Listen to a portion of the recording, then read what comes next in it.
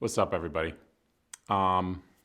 This video took me a really long time to make. With everything that's been going on, I feel like I wanted to say something, and I feel like it's important to say something, but I wasn't quite sure what that something was. I've got a lot of thoughts, I've got a lot of opinions, I've got a lot of feelings on what's going on, and I think I probably wrote this script maybe half a dozen times, wrote it, erased it, started over again, figured out what I wanted to say, what I wanted to talk about. And finally what happened is, after having some great conversations, shout out to Tim Dunn, I realized that what's really important right now is that we have conversations. And when you have a conversation, you share and you listen. And so what I think I'm going to say in this video is I'm going to share a story with you. I'm going to share the story of my parents. My mother grew up in the Deep South. She grew up in central Mississippi in a little small town called Laurel.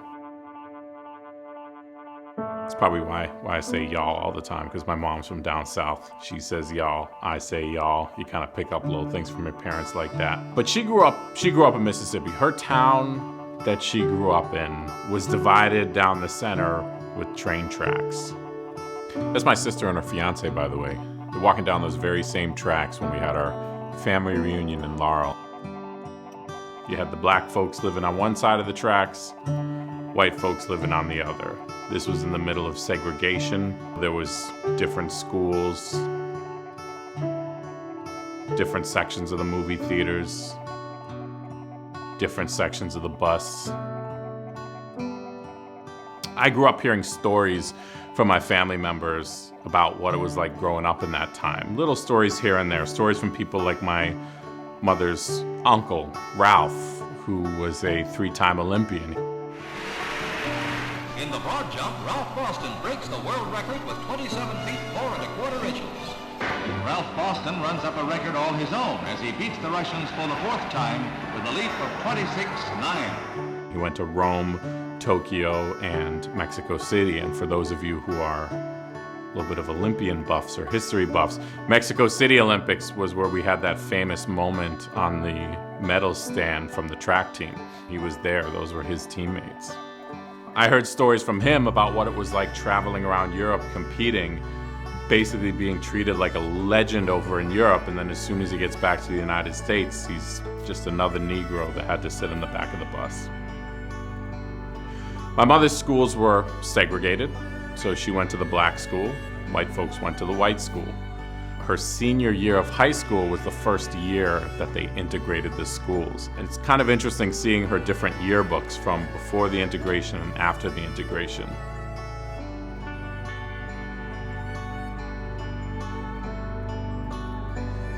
After graduating high school, my mother went on to attend college, ultimately ending up at the New England Conservatory in Boston, Massachusetts, where she was going to study piano performance.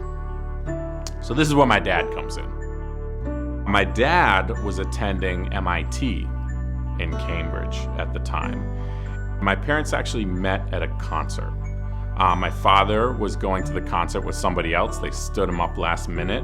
He still wanted to go to the concert, so he just gave their ticket back at the front desk and then went up to his seat. My mother showed up last minute because her teacher was actually performing at this concert, so she showed up last minute, bought the spare ticket, and ended up sitting next to my dad.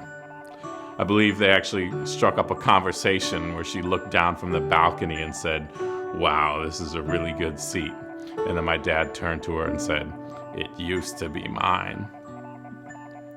One thing that's crazy about this story is that for those of you who know anything about Boston history, at the time, the African American community and the Irish American community were basically at war with each other. My father, Irish American, my mother, African American.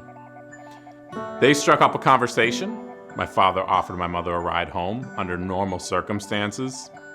If he had just been some stranger that she just met, she never would have accepted a ride home. But she didn't want him to think that she was prejudiced against white people. So she said yes, and she accepted the ride home from my dad. So they must have had an amazing conversation on that car ride home, because my dad asked my mom out again, and she said yes.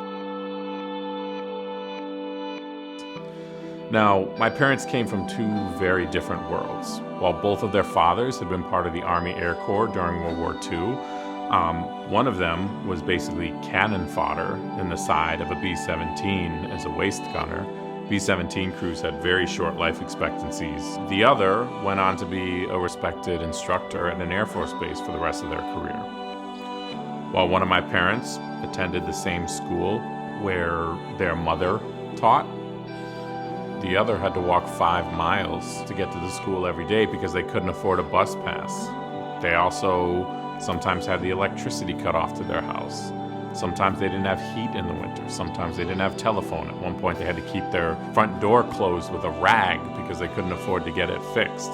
One of them went to college, just like pretty much everyone else in their family.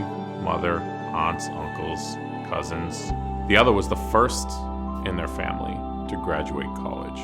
But despite these differences, despite the fact that my dad grew up very poor, was first to attend college, had all those other experiences that my mother never had, they managed to forge a very strong connection through those conversations they had while dating, evidenced by their marriage in 1978 in Jackson, Mississippi, which is crazy because just barely 1 decade earlier, Loving v. Virginia had just gone through the Supreme Court, which had ruled laws banning interracial marriage as being unconstitutional.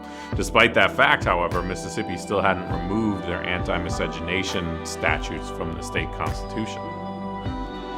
So the wedding went on without incident. That was the beginning of our little family.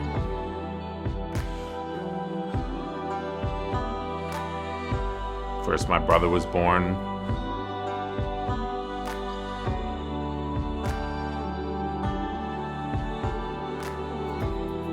And then shortly thereafter, I was born.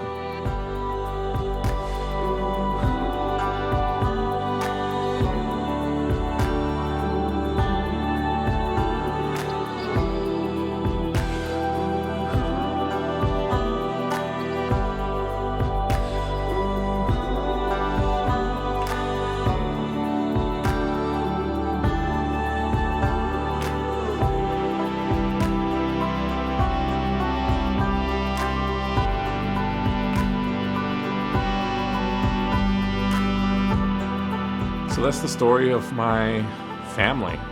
One last little thing that I'll leave you with is, at one point, one of my mom's family members asked her, she said, "Why did you want to marry a white man?" And my mom said, I didn't. I wanted to marry Paul.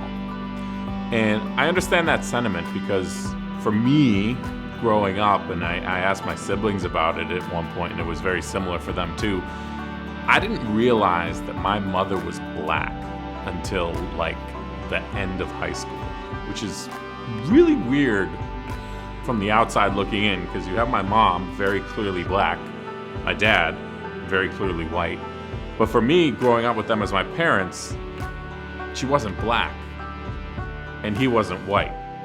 She was my mom and he was my dad, and that's just what it was.